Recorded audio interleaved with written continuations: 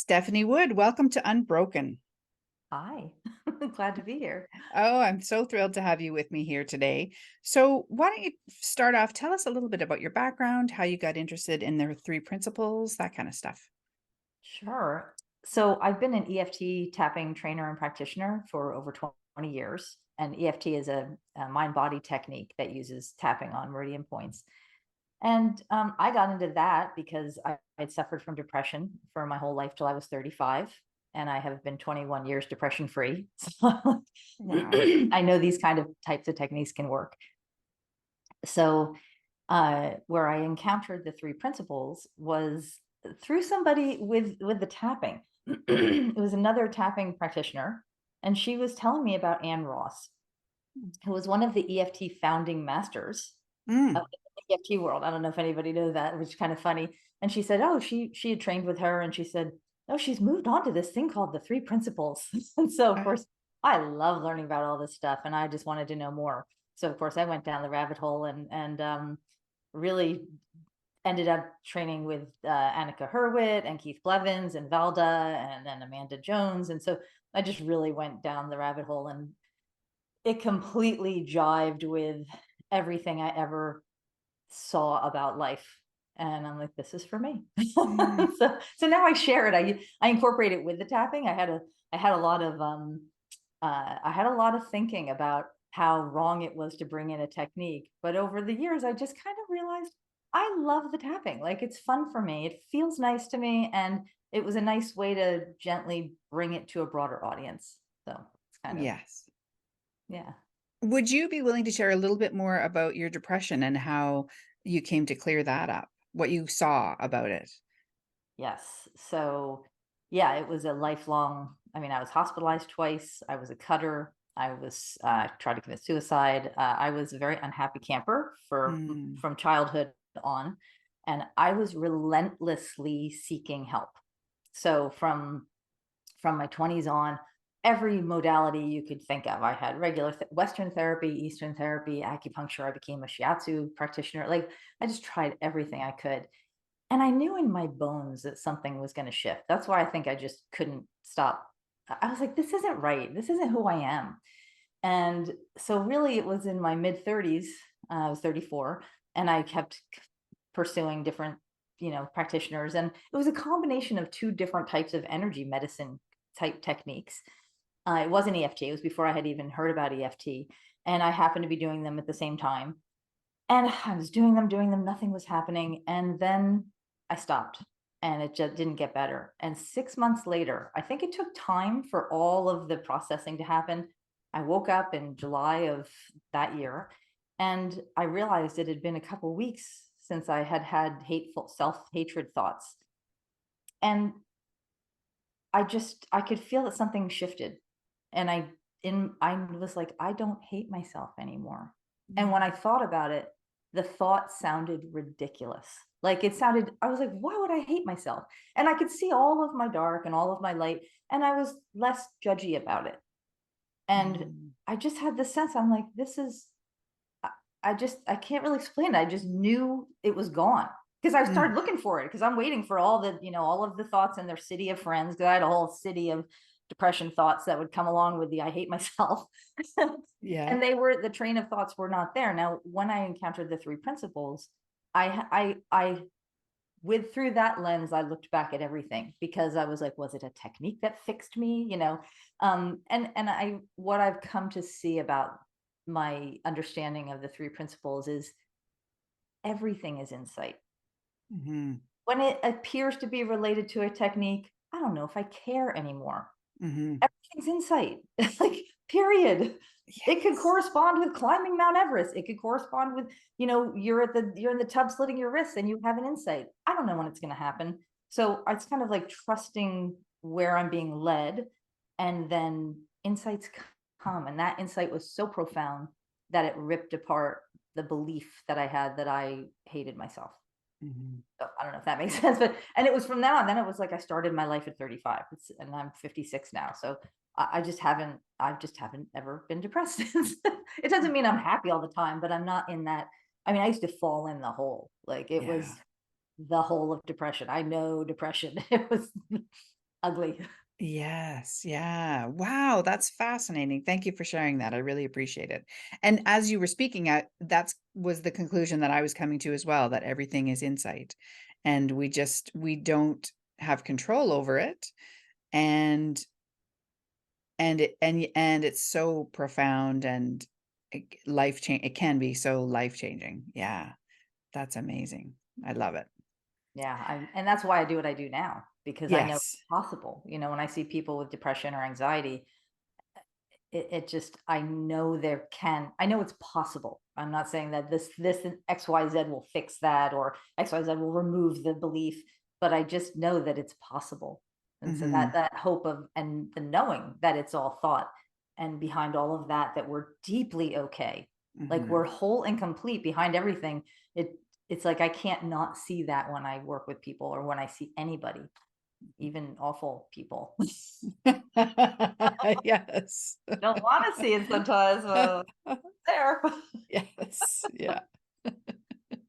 I love that. And it's such a common story of, I think, three principles practitioners and even just people who are interested in the understanding that we've been everywhere, tried everything. And I loved what you said about you just knew in your bones that that depressed person was not who you were. And I had the same experience with overeating. I just knew that there was an answer somewhere, and that I guess in a way that I wasn't broken, that, that there was a way to be healthy around food and that kind of thing. So yeah, very similar experience, just in a different arena for sure. So Yeah. So the reason I wanted to speak to you today was that you recently started a Reset Your Nervous System series of videos, which I signed up for. And so I want to tell us first about what motivated that. so I was starting to notice that, well, during the pandemic, we were in, so much happened during the pandemic, and so much thinking developed, and so many so I knew that I wasn't alone when I I went out and noticed everyone had gained a little weight. Everyone was complaining about drinking too much. People were, we knew all these things were happening. People were overspending, like all the things were happening. And then as we started to come back to life, as normal life, I was hearing from so many friends and online that people weren't able to shake it. And it's Mm. been a while now. So I'm like, and I realized for me, I also wasn't able to shake it. I'm like, I'm still overeating. I'm still over drinking. I'm like, I'm not liking this behavior. And normally it's like, in the past, it just never was an issue. That some of those things weren't issues. So, or issues, Yeah. I didn't have a lot of thinking about it that felt like it didn't feel compulsive. Yeah, I didn't feel like a compulsion to do those things. And so I was talking about it with my partner, just, I mean, this literally was just a few weeks ago. And we both realized, wow, like if, if, if the science is correct about trauma, and that if our amygdala kind of gets into these patterns of fight or flight and kind of gets in lockdown, which quite frankly, when we talked about it, I looked back at the beginning of the pandemic, it was scary. You know, Even though I got a lot of benefits from it, I'm an introvert. I love being at home and working from home and everything, but nobody knew what was going to happen. And I think that was for a prolonged period of time. And then the vaccine came, and then it was like, is this going to work? And I couldn't see my family because they live across an international border for years. So Hmm. I think I had so much emotion that I noticed I started to have those coping behaviors. Well, the days were all the same. So 5 o'clock, I think I want a cocktail. It was just this kind of pattern started to happen. So fast forward to now, and I'm trying to shift those patterns. They're not shifting. And with that conversation I had with my partner, I'm like, I, I have mad techniques to get to work with this. I'm like, why am I not trying it? Like, I don't know. I know it's thinking. I understand that. And we have a body, and I also have grappled with the three principles and body, how that interacts. That's been a deep thought, deep exploration that I've done with myself. I've come to the conclusion that I don't know. And if I have a sore muscle, I'm going to stretch it or go to the massage therapist. I can ponder about it all day about where the thought's coming from, but at the end of the day, I need to go stretch that muscle. You know what I'm saying? So, Hmm. and I know three principles is not prescriptive; it's descriptive, and I kind of fall back to that understanding of it. So I just thought, I'm going to put together these. I have so many fun techniques. Let me just put it together. And I know they are helpful for calming. That for Mm. sure, body calming. Yeah, in acupressure terms, are energy. I can see energy sometimes, and so I've witnessed it. I've experienced it. Let's put them together. And so I was so inspired, and I just thought, I'm just going to create an outline, and I'm going to put this together for myself, and I'm going to do it. And then I thought, I am not alone.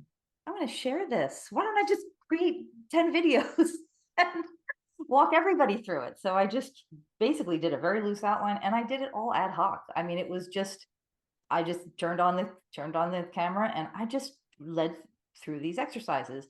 Um, and that's where it came from. And I thought, I need to share this. And so far the reception's been amazing. And now it's been long enough that people have finished it, and I'm Hmm. already getting responses that so far every single person who has gotten back to me about it has said, I feel calmer. I don't know, I'm Mm. not so afraid to go back to the office. I'm sleeping better. I'm not waking up in a panic. And I'm not saying it's a fix everything, but there's something to be said for when we're in a chronic state of fight or flight, whether it's been because of a single trauma or a long-term collective trauma like the pandemic. um Sometimes we need to remind our system, oh, you're safe now, it's Mm. over, you can relax now, all thought.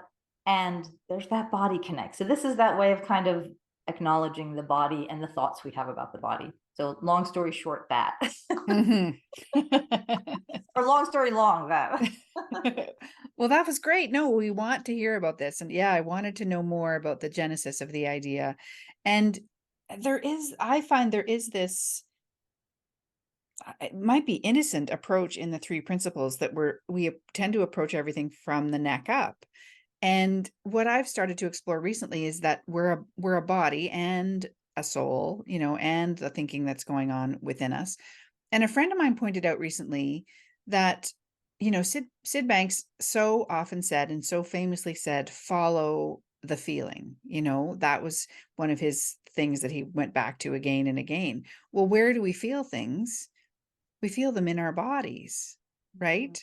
So I just personally think we're missing something when we don't fold in our bodies when we're exploring this stuff. I think it's really, really important. So I love that you're doing this. Yeah. And so what does the experiment entail? So you've talked about exercises, but what does that look like specifically?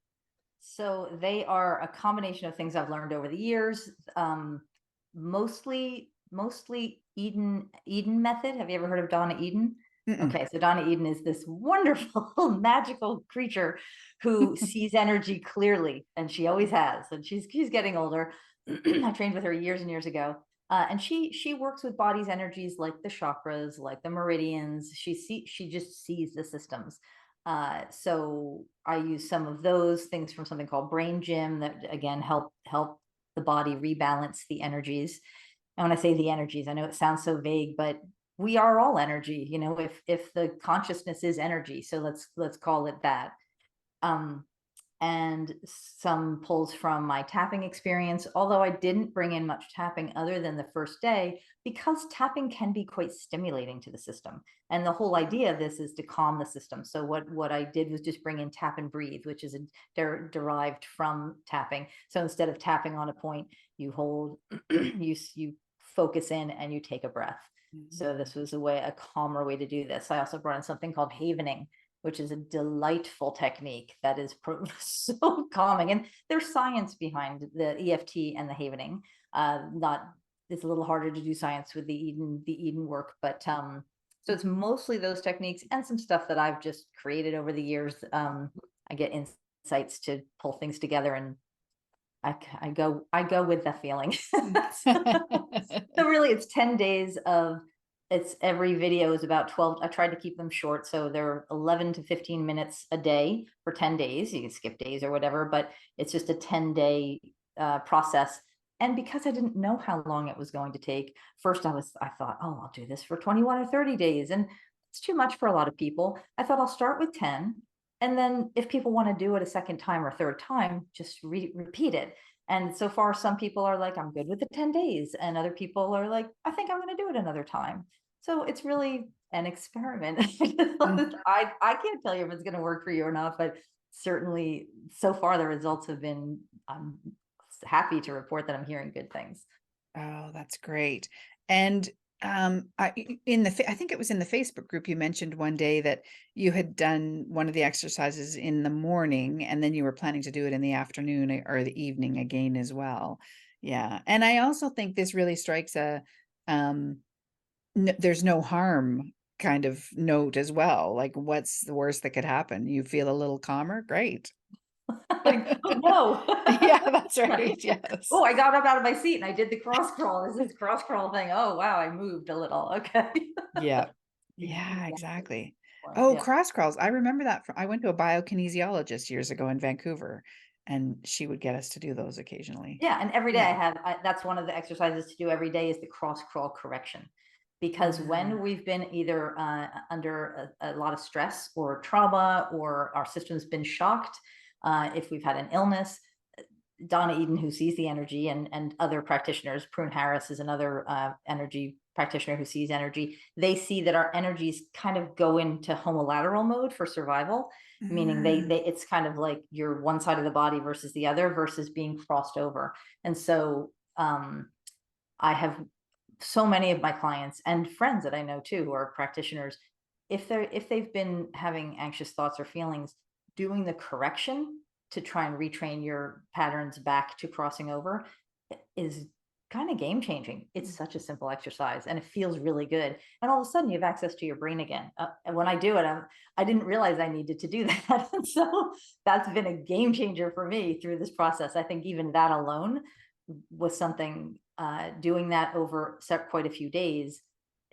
I'm like, oh, it's like everything's just feels normal again. mhm. Yeah.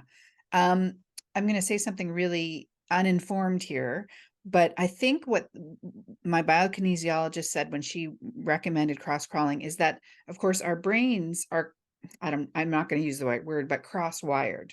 So our left eye is controlled by the right side of our brain, for example, and vice versa. So that somehow ties into what you're saying, right? We don't want our energy to be two parallel lines running. We want them to be crossing over like an X. Yeah. Okay. Think of an infinity sign. That's how our Right. like to be like that. So Mm. according to the Eden medicine and my personal experience. Right. Yes. You'll try it for, I'm just like, try it for yourself. It feels good. If it feels good, I kind of go, hmm. Yes. Yeah. Yeah. Exactly. And so we've touched on this a little bit, but what have you noticed personally as you've been doing the experiment yourself? Well, it was kind of funny because when I made it, I knew that I was making it from the mindset of help doing it for others. And I knew that I would walk through it myself. But I also noticed at the end of doing videotaping the whole process, I thought to myself, I kind of think that worked because I just started to notice, and now I've run through it as well. And what I'm noticing is it's not that the behaviors that I've wanted to shift just dropped away like that, but I'm starting for myself. I'm just starting to notice. Well, first of all, I feel a lot calmer just throughout the day. That surprised me a bit. I didn't realize that I wasn't as calm as I thought I was. And Mm, there's like space between the choice of the behavior and the behavior. So mm, like, oh, whereas before it felt like there's no space. I'm going to hop on the luge and I'm going, versus, oh, do I feel like hopping on the luge today or not? And which is gold. We all know when you have that space of, okay, it doesn't feel as scary. It doesn't feel as compulsive. So that's just what I've noticed. I'm going to run through it again because I think for me, I had a little hit that I wanted to do it 3 times. So mm, yeah, and yes, and just that feeling of freedom to choose versus being like I'm a victim to victim of thought. I like that. That is just going to drive me somewhere. So it's like you get back in the driver's seat of the bus, which are we really in the driver's seat? But Yeah. feels a little more like that. It feels like I'm following my consciousness correctly, or I don't even know how to explain that, but this feels like there's more space for choice and to breathe. Yeah. Yeah. Yeah. Yes, exactly. That's been my experience with other things as well, that creating that space between thought and behavior, just that tiny little gap, gives us a moment to breathe. And then it made me think too of mindfulness, right? It's created the ability for you to be mindful of what's actually happening, rather than I know I can speak for myself personally. So often I can just be following my thoughts, mindlessly, and as though they're the boss and they know everything. And so just taking a step back and um, yeah, noticing what they're doing is so helpful. Yeah, without leading with the thought. It's like, oh, Yes. I'm yeah, slave to my brain or my the thoughts. Like, nah, maybe they need to not be in charge here. Yes. There's something in me that knows better. Yeah. Yeah, that's right. Yeah. It was interesting that you said that EFT is stimulating. I hadn't heard that before. I mean, I don't know a ton about EFT, but so I guess there are times then when it's really helpful. And then in a case like this, where the objective is more calming, that you can back off that a little bit. It can be in the moment. Usually, so with tapping, we're usually addressing where the person is at that moment. So when they're not calm, you can tap to address the not calm till Mm, you kind of hit that threshold where the calm starts to settle in. And then I may choose to do tap and breathe, or I may choose to do, or just stop and let the rest of that flow out. One thing I always recommend for people who are trying to sleep, if you wake up in the middle of the night or trying to sleep, don't tap. That's a classic. Sounds weird, but you can imagine tapping. ah, When you're in bed, you just, I can't sleep, I can't sleep. And you're imagining tapping through your points. And it sounds weird that you say that to yourself, but you wake up in the morning and you're going, what happened? wow. Use that a lot actually for myself if I wake up. Okay. But Yeah. yeah, tapping can be too stimulating if you've been into sleep mode. Okay. Okay. Yeah. Interesting. Um, and given that the principles tend to focus on our mind and our thinking, do you see a connection between a stressed nervous system and a busy mind? Totally. Yeah. And even from the perspective of when our amygdala is all lit up and we're in fight, flight, or freeze, we don't have access to clarity of mind because we're ready to go. We're ready to do something. We're scared. We're in survival mode. I think when we get into that survival mode, our bodies react a certain way. Our brain kind of goes offline to get out of the way of what we need to do to survive. And sometimes that can look like overeating or shopping. It can be, this is what I need to do to cope because this is too hard. La la la la la. I need to zone out. Too scary. Shut down. And so when we can get that amygdala to relax, okay, we're safe. The whole nervous system can just get operating in a more appropriate manner, and then our thoughts can come back online, Mm, and the space between the thoughts to have that clarity of choice. It just allows they just don't go together. Clarity and clear thinking and full on survival mode, like they just don't go well together. So that's sort of my take on that. If that makes mm-hmm. Mm-hmm. Yeah, absolutely. And it occurs to me, we often talk about, I mean, insight can happen at any time. And I think it is my experience is a little easier to access when I'm a little calmer, when there's more space within me and I'm not in full on crisis mode. And so this strikes me as a way to the experiment you've created strikes me as a way to get to that quiet place, where insight is available, about what to do next or whatever. Yeah. to give more availability for Yeah. choices. Yeah. Yeah. Exactly. Yeah. Um, Is there anything about the experiment that we haven't touched on that you'd like to share, or anything else? Yeah. Um, let me just think about, there's something I was going to talk about. Just well, one thing, and this is a little sidetrack, Mhm. is the when you're talking about, and I'm going to go to another realm just to put a little pin in that for some other conversation. But have you heard of human design? The name sounds familiar, but I don't know why. Okay. So I actually got introduced to it by two three principles people, Okay. which is kind of funny. Marsha Madigan and Christian McNeil. So they were kind of exploring three principles in something called human design, which is basically it's hard to explain what it is, but it's looks at your chakra system and your meridians and your time of birth. It's this combo of astrology and I Ching. It's a download that this fellow had in the 80s. And understand it. I've since become certified in that, just because I was I'm fascinated. I think you are too. Mm. You know, we love these, like, how can I help myself and other people to have more clarity and insight and awareness. Yeah. And what was funny was when I learned about my chart, my body graph, the only places that I'm defined with who I am is my head and my throat. That's it. So I didn't actually have anything going on other than conditioning. So it's all about every place else was conditioned deeply. Mm. So the reason I bring this up here is because it's about understanding what's correct for you, and understanding, I listened to your Q&A about where we can access wisdom. Mm. I love that. Mm. But what was interesting, what occurred to me, and why I'm mentioning this now, is because for different people it comes in different ways. And so to understand what is correct for you in the next moment to moment, which may be, I only need to do this for 3 days, or this doesn't resonate with me, or whatever the next thing is. And Dr. Bill Pettit, is that how you say his name? Mhm. Pettit? Mhm. I remember listening to a talk from him where, and his, oh, I love this so much.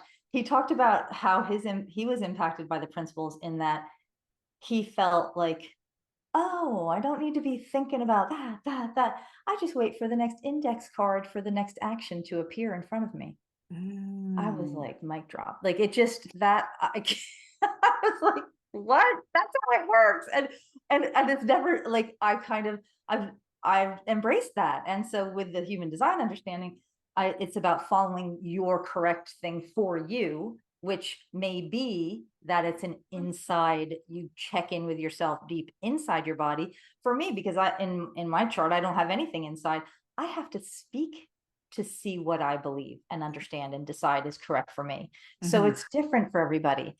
And I just wanted to Mm. just note that. And even with this exercise and what is correct for people in that next moment, everyone's method may be a little different.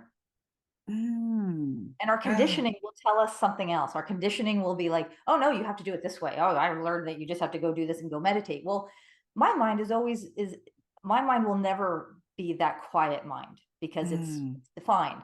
So when I learned that, Marsha Madigan was the same way. She's like, oh, my mind is defined. I will never have a quiet mind. Whereas other people who meditate, they like, oh, I just had no thoughts and I'm never gonna get there. And then when I Mhm. realized, no, that's okay. That's how I'm built. It was a game changer for me. I have to say game changer 50,000 times, but it really was. I was like, oh, that's not who I am, and that's okay. And again, it goes back to that wholeness and okayness of, who are we personally in this avatar in the game? You know, Mhm. that this is the Stephanie bundle, like, okay. Right. Anyway, so I digress, but I don't know if that answered the question, but that was just the extra little piece I wanted to add on about learning understanding what is correct for you without all the conditioning, so that you can trust the next index card that comes in front of you about what's your appropriate for you next. Yes. Yep. Yeah, totally makes sense. And I love that you're pointing toward, everybody has their own way of navigating their life, and that there's not one right way for everybody. That's so important to point out. And there was something you said there about, oh shoot, now it's gone out of my head. Oh, I know what. It's so when you talked about, did you say that when you have that the way that you know what to do next is because you verbalize it? Is that kind of what you're okay? So how do you do that? So is that through talking to your partner, or do you talk out loud to yourself? What does that look like? Yes, all of the above. All of the above. Okay. But it helped me to understand, because before I encountered human design, I realized one day that even though I thought something about a situation, there was a decision I needed to make. Hmm. I noticed that as I was talking to people, something else was coming out of my mouth Oh. completely. It was shocking to me, but I realized, oh, that is what is correct for me. And it Mm. was, and this is even before I encountered human design. I thought, oh, I need to watch what I say. That's my truth.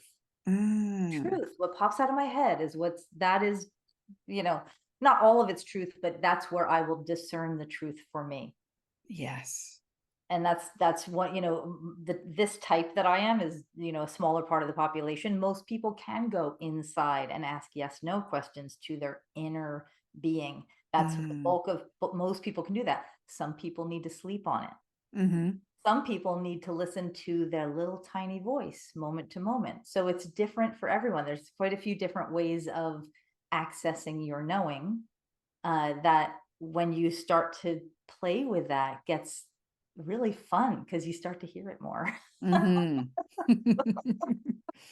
Yeah, yeah.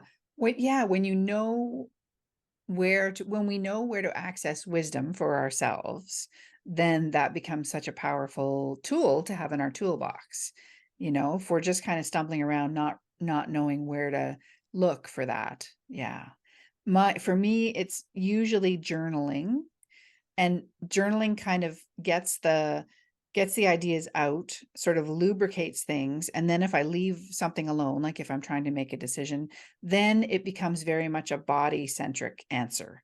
That's how it happens for me. Yeah. So yeah, I love that you're pointing out that it's different for people. Yeah. So when you journal, do Yes. you notice if that does that feel like it's your head thoughts coming out, or does that feel like it's just everything coming out, or does that feel more like your wisdom coming out? I'm just curious. Like, Yeah, it's a bit of both. I can feel very often that my mind is really busy and I'm writing down all that busy thoughts. It's kind of like going through layers. And once that's out of me onto the page, then I get a little quieter, and I notice then I spend more time staring off into the distance rather than actually writing. But then what I'm writing becomes just clearer. It's definitely more centered, and I don't necessarily, sometimes I have insights right on the page, but I think that more often then I'll set it aside, go on with my day, and then at some point, then or days later, something will occur to me that's the truth for me. Yeah. I love it. I love it. Yeah. Yeah. Interesting. Good to have that awareness of ourselves, It really is. for It really, sure. yeah. Yeah, yeah. So we've talked about the reset your nervous system experiment. So where can people learn more about that and sign up for it? And it's free, we should point Yeah, it's out. totally free, totally Yeah, free. And it's an experiment, and I want to hear how people are doing with it. yeah, You could just go to my website. It's innerpeaceandflow.com. right. Yeah. And there's just a link right under the main picture. Okay. Probably the shortest way to say how to get there. I can give you the direct link if you want to put it on the website. But it to the actual sign up for it. But yeah, it's there. Great. Okay, so I will put links in the show notes so Cool. people can find it. So it's innerpeaceandflow.com is your website. And if people go there, they can find out also about your work with clients and that kind of thing. So tell us a little bit more about what you offer for people.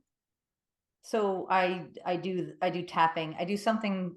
I've done tapping for all these years. I also teach people how to tap. Mm. But over the years, after I encountered the three principles, I realized my whole practice changed because I kind of stopped dealing with the past. Regular EFT Mm. practitioners go diving into the past, and you go memory, memory, memory. And I just was, I, it occurred to me, well, that's not needed. So, as basically now my practice is more about kind of using, bring, it's like a, sorry. It's like a 3 principles session, but Mhm. with tapping, sort of. Mm. And so because it's so different from the other, I had to rename it. So I came up with the name Ultra EFT, which stands for Understanding Life Through Realization and Awareness EFT, because it's different than regular EFT. Right. Nice. And we're starting to get results faster, less tears, less having to go Mm. deep dive into all the painful memories. You know, it just made my practice so much easier, and people just have access to their own wisdom more easily. So Mhm. anyway, that's Mhm. yeah. So I work with people one-on-one. I'm going to be doing some stuff with human design. I'm going to be, I work a lot with money actually, with people's money issues. I used to deal mostly with depression, anxiety, trauma in my early years. And I just feel I've shifted to working with people with business, and money's been an ongoing fun thing that I always am passionate about. But my partner is an economics instructor and was a Oh.